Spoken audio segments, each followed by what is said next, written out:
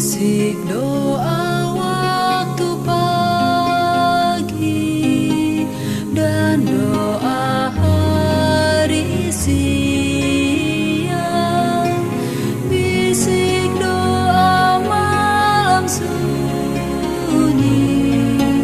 agar hatimu senang. Salam sejahtera untuk kita semua. Waktu yang indah ini mari kita siapkan hati dan pikiran kita. Kita akan merenungkan kebenaran firman Tuhan. Sebelumnya mari kita berdoa. Bapa di sorga, dikuduskanlah kiranya namamu. Datanglah kerajaanmu, jadilah kehendak-mu di bumi seperti di sorga. Waktu yang spesial ini kami sendirikan untuk belajar firman-mu. Urapi kami dengan kuasa sorga, agar setiap firman yang akan kami pelajari kami boleh pahami. Di dalam nama Yesus, nama yang indah, hamba berdoa dan mengucap syukur. Amin. Renungan hari ini berjudul Menggantikan Mimpi yang Hancur. Ayat inti Yeremia 29 ayat yang ke-11. Sebab aku ini mengetahui rancangan-rancangan apa yang ada padaku mengenai kamu. Demikianlah firman Tuhan, yaitu rancangan damai sejahtera dan bukan rancangan kecelakaan, untuk memberikan kepadamu hari depan yang penuh harapan. 9 bulan setelah Doni dan saya menikah, dia mengeluh tentang kelemahan. Saya mengira dia tidak makan dengan benar. Yang lain menyebutkan dia tampak pucat. Saya berdalih bahwa itu karena kurangnya sinar matahari. Kemudian tibalah hari ketika kami berencana menata ulang perabotan kami, dan Doni mengeluh sudah kelelahan. Saya merasa kesal. Doni memindahkan 2 benda dan sudah kelelahan. Saya memutuskan kami harus mencari tahu apa yang salah. Setelah berjam-jam melakukan tes, para dokter akhirnya menyampaikan, kami terkejut, Anda masih bisa berjalan. Jumlah hemoglobin Anda hanya 5,8 dan yang normal adalah 14. Kami harus merawat Anda di rumah sakit. Beberapa hari kemudian kami mendengar kata yang menakutkan, leukemia. 8 bulan berikutnya adalah penyiksaan. 3 minggu rawat inap untuk kemoterapi intensif dan kemudian istirahat di rumah. Lalu kemo lagi, kemudian kembali ke rumah lagi, tetapi dia akan menjalani hari-hari tanpa tidur. Dia tidak mau berhenti makan, tidak bisa berolahraga, dan tanpa kembung. Jadi kembali lagi ke rumah sakit. Lalu 2 bulan terasa membaik. Harapan kami melonjak.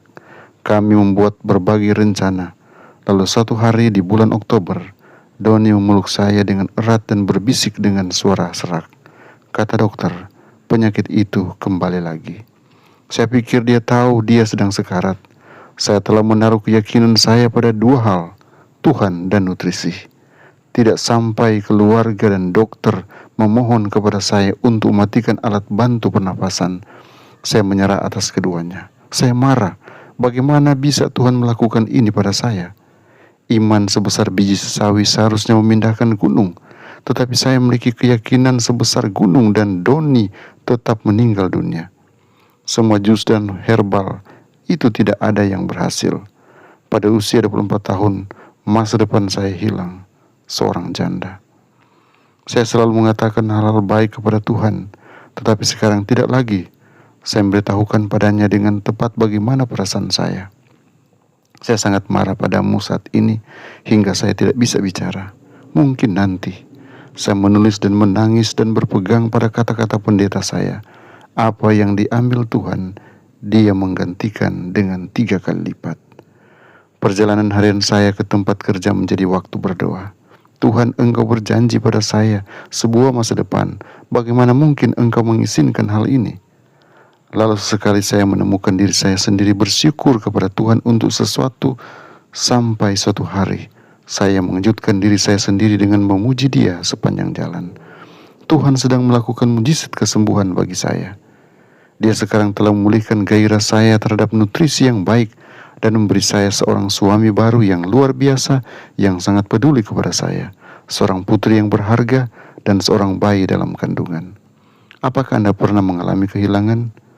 Cobalah berterima kasih kepadanya atas berkat-berkat kecil dan lihat apakah Dia tidak mempunyai keajaiban penyembuhan untuk Anda juga. Tuhan Yesus memberkati kita semua. Mari berdoa. Bapa di sorga, kami datang dengan penuh syukur, penyertaan yang sempurna kami rasakan. Kiranya firman yang sudah kami terima ini akan menolong kami untuk hidup lebih baik dan yakin sepenuhnya bahwa Tuhan menyiapkan yang terbaik untuk masa depan kami. Karena itu hari ini kami menyerahkan total hidup kami di bawah kendali-Mu. Engkau menolong kami, Engkau menuntun kami, sehingga kami boleh menemukan permata-permata yang berharga yang akan menolong kami untuk tetap sukses di masa depan. Terima kasih untuk permata firman yang sudah kami terima hari ini.